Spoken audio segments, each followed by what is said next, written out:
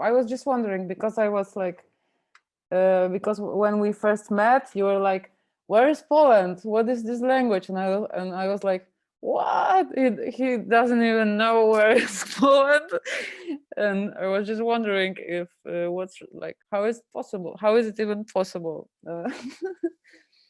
It's crazy because like a big country to you, but like the average American isn't talking about Poland like every day. Well, I know. Yeah, like in American education, like the like if you look at a textbook and they ever mention Poland, all they talk about is the Holocaust. That's it, probably. Yeah, but do they also mention that it's the Germans who organized the Holocaust, not the Polish people? Oh yeah, Because because many people are like having problems with like connecting the dots, and they think that Holocaust was, So try to imagine how weird it is to grow up in a country where it actually happened, and what kind of like national mind fuck it is, because my grandmother, she remembered those times. My mother was born in 45 in the year when the war like ended. So it's like really this history is really alive, and I think it's like a big part of our identity, like dealing with this history. But I think also too, like sometimes when people go to those, like I live in Washington D.C.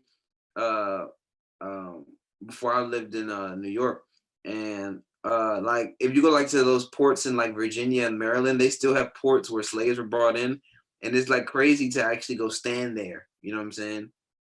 Or like stand in certain places. Like it's crazy. Yeah, for example, in my city in Łódź, there was a huge Jewish ghetto during the war.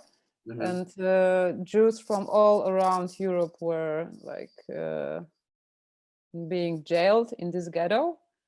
And straight from the train station in my city, they were like transported to the camps. And it's really weird to sometimes I am walking the streets and I am thinking about all this history, and I think it's really fucking crazy. I mean, people were going through such horrible shit that we are like super lucky.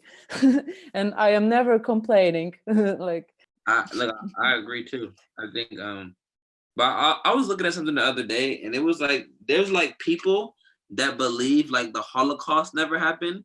Yeah, there are people like that, and they Like are fucking crazy. and they say like, oh, the Holocaust never happened because of this or that, and then that led me to looking at people believing that slavery never happened. Really? There is like slavery denialism? Yes, I was watching this one guy, and he was. Show me. I have to see it. I gotta find the video. The guy was like, he was like, it was kind of conspiracy theory. He was like, if slavery happened and slavery is real, and all these people were brought from Africa to America, where are the slave ships? And the funny thing is, like, it sounds far-fetched, but then I was watching it like a 1 o'clock in the morning, and I was like, damn, that he really making sense. Where are the slave ships? It's not funny, but I was like, it's just crazy that people could just come up with like, that's just like I don't know. In America, we have this museum in Washington D.C. It's called the Holocaust Museum. Yeah. And there's literally a whole museum full with like shoes of like they used to take from the like the Jewish kids, and they actually had a train, like when they transported them, like the people in trains. I have this kind of like train near my house in the park when there was this train station I told you like a few minutes ago. So I know what you are talking about. and it's crazy, and I'm like, there's a whole museum of this monstrosity that happened to these people, and you still saying it didn't happen. I think we are just living in, I don't know, if our like future if future generations will look at our times, I think it will be just times of idiots. I mean, internet really made people stupid. I mean, and this is some kind of like paradox, because people have the best education like ever. Like 100 years ago, 80% of Polish society couldn't read, but they like somehow were like listening to, I don't know, some kind of like authorities, which also was not so good. It was bad, like it was a bad system. But right now everyone can read, everyone has like access to knowledge, everyone can like, you know, be a better person and try to understand the world better, but what they do is like deny everything. And it's like No, look, this is what I just showed you. Look what it says. B.O.B. is an American rapper. Okay, and he is black person.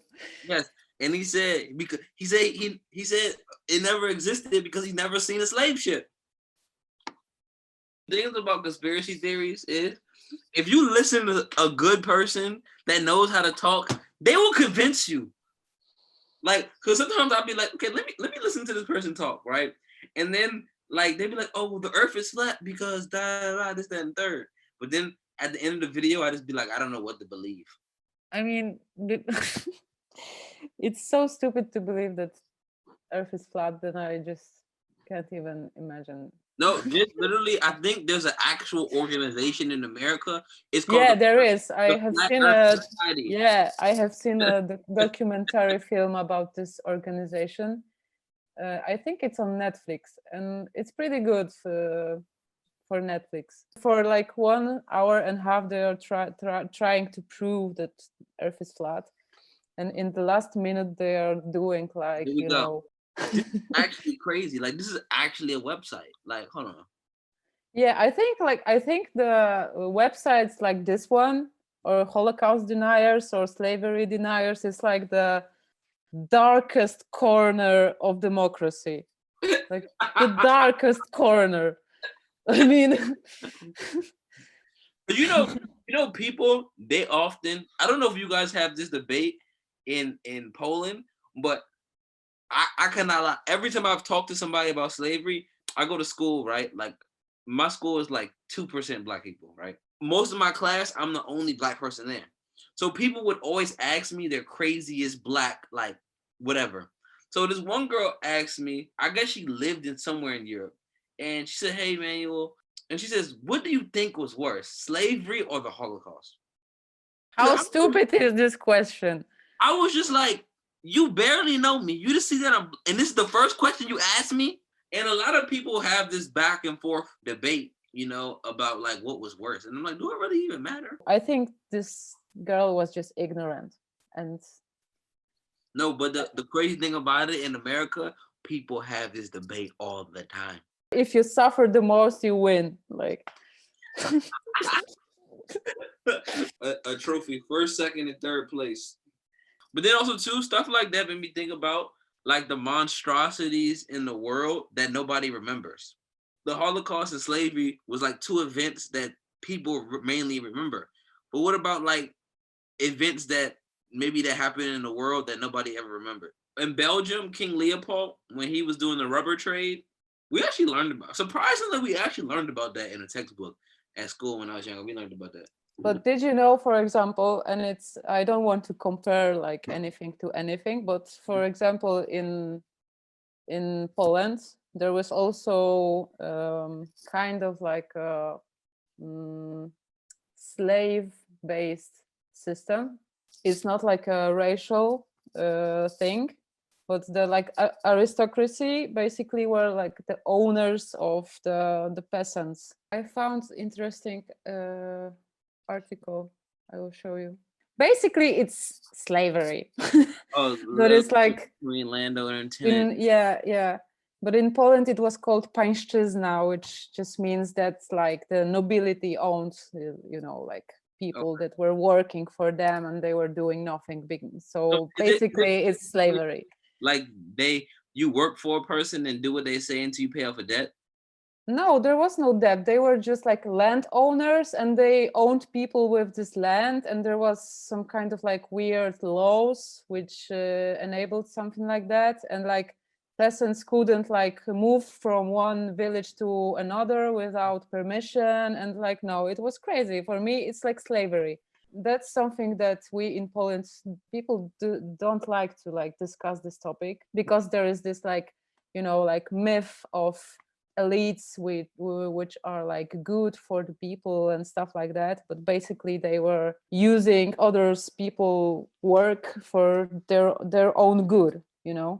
But it's Yeah. crazy to think like I'm like in my own little bubble, and then like I don't know, I keep saying this, but it's just like there's a whole nother world outside of America. No. Yeah. Most people just live in their own bubbles. Like you're in a bubble, I'm in a bubble. The people at Undercurrent are in a bubble. The people who did this grant is in a bubble. You know what I'm saying? But I think what this project too is, the good thing about this project, it takes everybody out their comfort zone, and you get to meet people from a different walk of life. Yeah. I took some notes down for the project, so I think we'll the first introduction. Now I gotta start the video. I only had 3 minutes. So I'm gonna start the video. Do what I did before. But I think what I'm gonna do is for the next meeting, I'm gonna do the sample this sound and then put in the logic and try to do like I'll make the sound and then give it to you. Then you can edit. Maybe I can maybe edit. I don't know. We'll figure it out some way somehow. And then I'm gonna try to get the video until like a 5-minute point to see what you. Then the next time we meet, I'll have like half the video, and then we'll see like what you like, what I don't like, and then we could just go from there. Okay. We'll touch base. Okay. So thanks. Take care.